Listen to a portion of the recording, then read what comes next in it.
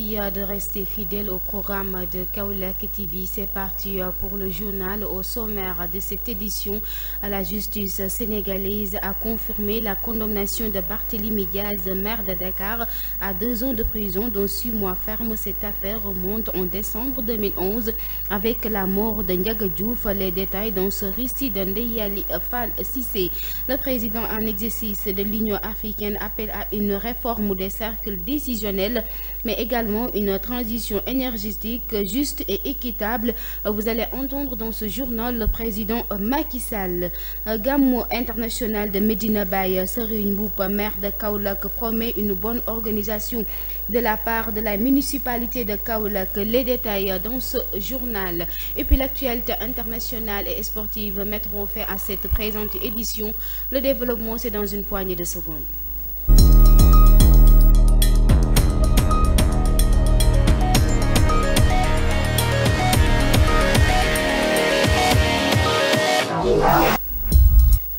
Merci beaucoup. Et puis, comme l'annoncé dans les titres, procès de Barthélémy Diaz dans l'affaire du meurtre de Ndiaga Diouf, la justice confirme la condamnation du maire de Dakar à 2 ans de prison, dont 6 mois ferme. Cette affaire remonte en décembre 2011 avec la mort de Ndiaga Diouf. Plus de détails dans ce récit de Ndeye Ali Fall Cissé.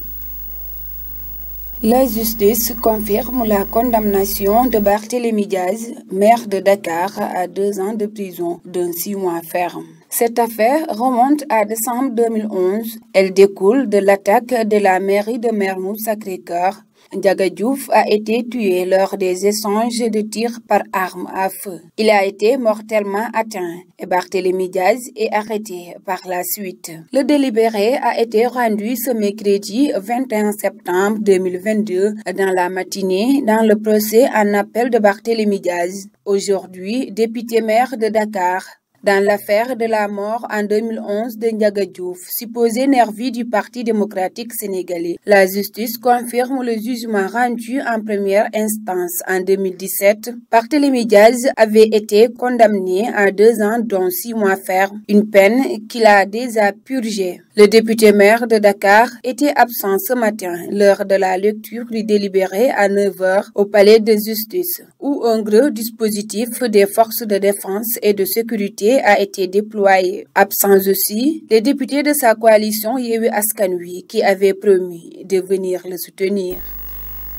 Merci beaucoup, Ndeye Ali Fall Cissé. À la tribune des Nations Unies mardi, le président en exercice de l'Union africaine appelle à une réforme des cercles décisionnels, mais également une transition énergétique juste et équitable. Écoutons le président Macky Sall, il est au micro de Kaolack TV. Depuis notre dernière session, le monde est devenu plus dangereux et plus incertain sous l'emprise combinée du réchauffement climatique, des périls sécuritaires et sanitaires, ainsi que de la guerre en Ukraine. Le thème de cette session montre à quel point il urge d'agir ensemble pour apaiser les tensions, soigner notre planète, réduire les inégalités persistantes nord-sud et redonner sens au multilatéralisme. Le Conseil de sécurité est interpellé au premier chef afin qu'il traite de la même manière toutes les menaces à la paix et à la sécurité internationale, y compris en Afrique. Le terrorisme qui gagne du terrain sur le continent n'est pas qu'une affaire africaine. C'est une menace globale qui relève de la responsabilité première du Conseil, garant du mécanisme de sécurité collective en vertu de la charte de l'organisation. Ainsi, invitons-nous le Conseil à mieux s'engager avec nous dans la lutte contre le terrorisme en Afrique, avec des mandats plus adaptés et des moyens plus conséquents. En outre, l'Union africaine appelle une fois de plus à la levée des sanctions étrangères contre le Zimbabwe. Ces mesures sévères continuent de nourrir un sentiment d'injustice contre tout un peuple et d'aggraver ses souffrances en ces temps de crise profonde.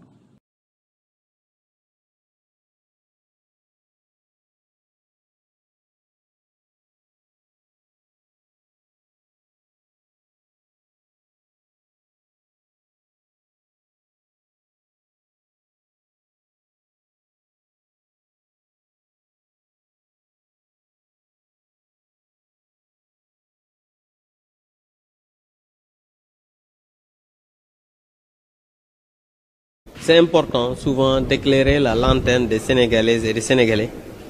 Ce qui se passe ici au niveau de l'Assemblée nationale. Vous tous, vous aviez constaté que le jour de l'installation de l'Assemblée nationale, à 7h, je dis bien, les 83 députés de Benno Bokk Yakaar étaient dans la salle. Et les journalistes l'ont constaté, vous tous, vous étiez là. Aujourd'hui, au moment où je vous parle, les députés de Benno Bokk Yakaar sont encore dans la salle. La preuve, faites le tour pour essayer de trouver un député de Yewwi pour une interview. Vous n'en trouverez pas. Parce qu'aujourd'hui, au moment où je vous parle, je dis bien, nous avons fini depuis très longtemps de déposer nos listes pour les 14 commissions. Je dis bien, la coalition Benno Bokk Yakaar, le groupe parlementaire. Le groupe parlementaire Wallu a déposé sa liste. Et aujourd'hui, ce qui nous bloque encore, c'est le groupe Yewwi. Parce qu'ils sont encore dans le partage, ils sont encore dans les divisions, ils sont encore dans l'amateurisme. Parce que, jusqu'à présent, ils ne sont pas encore capables de déposer les listes au niveau des commissions. Voilà aujourd'hui ce qui bloque nos travaux. C'est aussi simple que cela. Maintenant, je pense que c'est important que les Sénégalais sachent ce qui se passe. Parce que on ne peut pas dire que l'Assemblée est bloquée, rien ne va, on avait convoqué depuis 10 heures, on n'a pas encore démarré alors que les Sénégalais et les Sénégalais ne sachent pas ce qui fait bloquer nos travaux. Et je pense, je vous l'ai dit, il faut aller faire le tour. Est-ce que vous allez trouver un député de eux pour faire une interview? Parce que eux, ils ont l'habitude très tôt de s'épancher dans la presse, mais vous n'en trouverez pas parce qu'ils sont en réunion, ils n'ont pas fini. Donc voilà un peu ce qui bloque nos travaux. Restons à l'Assemblée nationale où l'absence de consensus au sein des groupes parlementaires est déplorée. Selon eux, les acteurs doivent trouver des solutions afin de relever le débat dans l'Assemblée nationale. Écoutons Pape Djibril Fall dans ce micro-trottoir de Pape Maïssa. Nous devons plus étudier comment dialoguer et pouvoir identifier les tons. Je pense que c'est ça qui nous empêche d'avancer. Donc nous devons aller vite et bien. Et que nous, on est dans cette procédure. Et il y a trop de bureaucratie. Et malheureusement, ça nous empêche d'aller. Ce qui nous amène ici aujourd'hui, c'est très important, les commissions. Nous pouvons le faire depuis avant ou bien de terminer très vite. Pour aujourd'hui, il y a certaines personnes, leur santé ne les permet pas d'assister pour certains longs débats. Les Sénégalais nous choisissent pour éradiquer les problèmes d'inondation, le gaz, le pétrole et l'emploi des jeunes. De toute façon, on est là depuis 10 heures, on n'a pas été en retard. Nous patientons pour débattre sur les soucis des Sénégalais. Tout le problème, c'est ça. Le premier jour, c'était seulement le partage. Et si c'était 2 candidats, on n'aurait pas de soucis. Pour les Sénégalais comprennent, c'est un problème de poste. Ce qui bloque ce vote, c'est juste une partie qui est très têtue. Les autres ne lâchent pas le gendre. C'est ça ce qui nous bloque jusqu'à présent. Merci beaucoup à Mandiaye Sow. Préparation de Gamou international de Medina Baye. Serigne Mboup, maire de Kaolack, promet une bonne organisation de la part de la municipalité. L'annonce a été faite à Touba. Écoutons Serigne Mboup, maire de Kaolack. Il est au micro de Pape Messedio. Commencez par Cheikh Ahmed Tidiane Serif et Cheikh Ibrahim Niass pour célébrer le jour du Mawlid du prophète Mohammed, paix salut sur lui. Autrefois, on entendait de parler Wahhabi, mais je pense actuellement on célèbre même à la Mecque, à Médina, Mounoua. Donc, il est très important de célébrer le jour du chef de toute la Oumma islamique parce qu'il est plus âgé de nos parents et plus consciencieux. Il y a certains bien, c'est leur conseil. Mais heureusement, ils ont rejoint parce qu'ils savent que c'est une bonne chose. Ce qui est plus important est de montrer la grandeur du prophète Mohammed, paix salut sur lui. C'est Dieu même qui nous a exigé de le faire. Tu n'es pas là-bas aussi pour exiger des bonnes choses. Nous préparons le gamme de Kaolack. C'est celle que nous connaissons, mais il y a beaucoup de gammes. Nous irons à Tivaouane et partout, mais nous célébrons le gamme à Kaolack.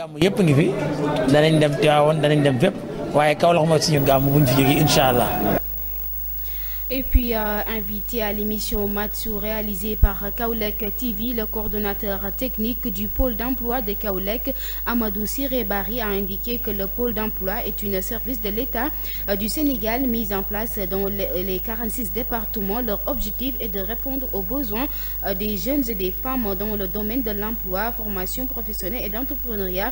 Le coordonnateur du pôle ainsi invite les jeunes à venir fréquenter la structure pour bénéficier de ces opportunités. Écoutons-le, il est au micro de Bouramandour et Mohamed Sissé. Voilà, le pôle emploi, c'est un service public de l'État du Sénégal, mis en place dans tous les départements du Sénégal, dans les 46 départements. Donc son objectif principal aujourd'hui, c'est de répondre aux exigences surtout des jeunes dans le domaine de l'emploi, formation professionnelle et entrepreneuriat. Donc aujourd'hui, tout ce que nous disons, c'est d'appeler les jeunes et les femmes du département de Kaolack pour venir en tout cas bénéficier des opportunités qui se trouvent au niveau du pôle. Comme je l'ai dit tout à l'heure, formation professionnelle par le biais du 3FPT. Nous finançons en tout cas à hauteur de 90% toutes les formations, que ce soit dans n'importe quel domaine. C'est aux demandeurs de faire le choix sur l'établissement et sur la matière. Donc nous, à notre niveau, on va l'enrôler. Après sélection, s'il est retenu, il va aller faire la formation avec un appui de 90% pour le 3FPT. Oui, le programme Xëyu Ndaw ñi, c'est une portion qui fait partie du pôle emploi. Parce que quand on parle de Xëyu Ndaw ñi, il y a ce qu'on appelle, comment dirais-je, le recrutement spécial. Parce que le Xëyu Ndaw ñi, c'est le recrutement spécial de 65 000 jeunes. Maintenant, le recrutement se passe au niveau du pôle emploi. Dans le domaine en tout cas de recrutement, on a recruté beaucoup de jeunes sur le domaine de l'environnement, santé, aussi assainissement, donc à travers UCG, cadre de vie. Aussi, on a reçu des demandes de formation. Des formations initiales longue durée et des formations de courte durée. Pour les formations de longue durée, pour cette année, on a 193 qu'on a pris au niveau du département, mais on n'a pas encore le nombre de retenus pour la formation de courte durée, parce que c'est en cours. Et puis le Sénégal est peut-être indépendant en matière d'énergie renouvelable dans la mesure où nous avons toutes les potentialités nécessaires dans le Saloum, déclare Ibou Badiane de la Société coopérative des organisations agricoles, élevage et d'énergie renouvelable. Il est au micro d'Alassane Gueye et Pape Maïssa Diop. Je suis déjà fils de ce terroir, le Saloum Kaolack, et je suis dans une société coopérative des organisations agricoles, d'élevage et des énergies renouvelables. Bien sûr que le Sénégal peut être indépendant en matière d'énergie renouvelable dans la mesure où nous avons toute l'année le soleil qui brille, donc nous pouvons en profiter pour se développer dans les énergies renouvelables. L'approche que nous devons utiliser, moi je crois que pour l'instant, il faudra qu'on forme les jeunes, parce que c'est une question de formation également. Il faudra qu'on fasse des recherches, n'est-ce pas? Et puis il faudra également qu'on aille avec des partenaires. Voilà, parce que comme vous le savez, il y a les Allemands qui sont très avancés dans ce domaine-là, les Chinois, et il faudra qu'on aille vers eux pour se développer en matière d'énergie renouvelable.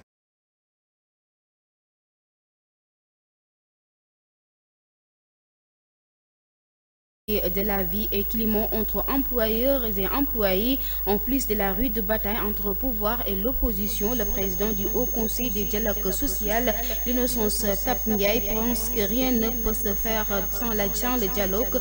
Elle lance un appel au nouveau gouvernement davantage de privilégier la concertation. Écoutons Innocence Ntap Ndiaye, il est au micro de Kaolack TV. Dialogue social tey dafa nekk benn levier. Le dialogue social est devenu aujourd'hui un levier qui peut régler beaucoup de problèmes dans le pays. Et vous avez vu qu'il y a beaucoup d'enjeux en cette période. Il n'y a que le social. Et toutes les revendications qu'on dit n'ont que des connotations sociales.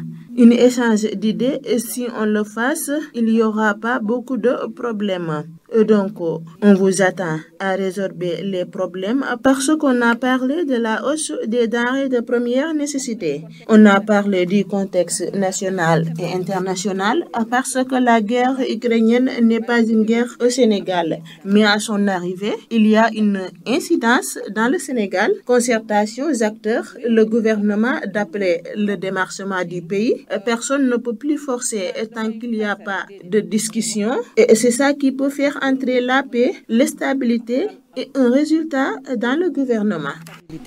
Loolu moo mën a tax aussi résultat.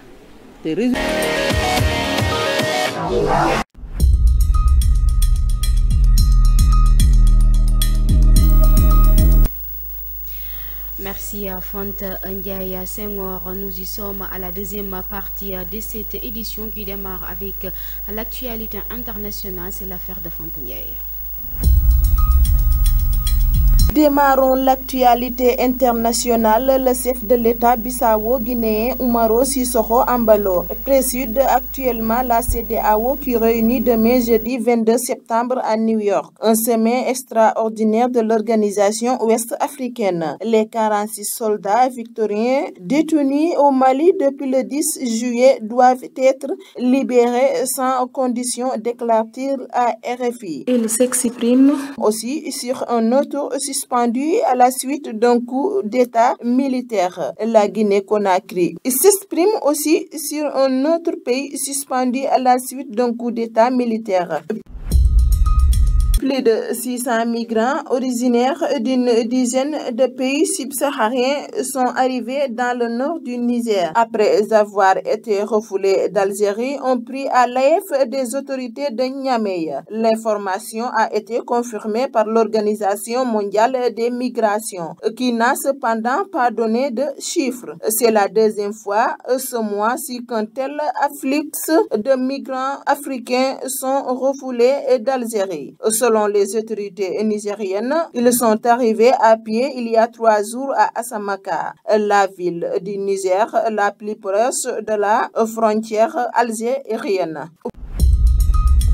Bouclons l'actualité internationale. Le président russe Vladimir Poutine a annoncé ce mercredi 21 septembre, après avoir signé un décret de mobilisation partielle des révistes pour son opération militaire spéciale en Ukraine, dont il a assuré que les objectifs n'avaient pas changé. Le président russe Vladimir Poutine a annoncé mercredi une mobilisation partielle des Russes en âge de combattre, ouvrant la voie à une escalade majeure dans le conflit en Ukraine. Merci, c'était tout pour les actualités internationales. Merci à Fanta Ndiaye. C'est l'heure de l'actualité sportive au Sénégal et dans le monde, commentée par Mandiaye Sow.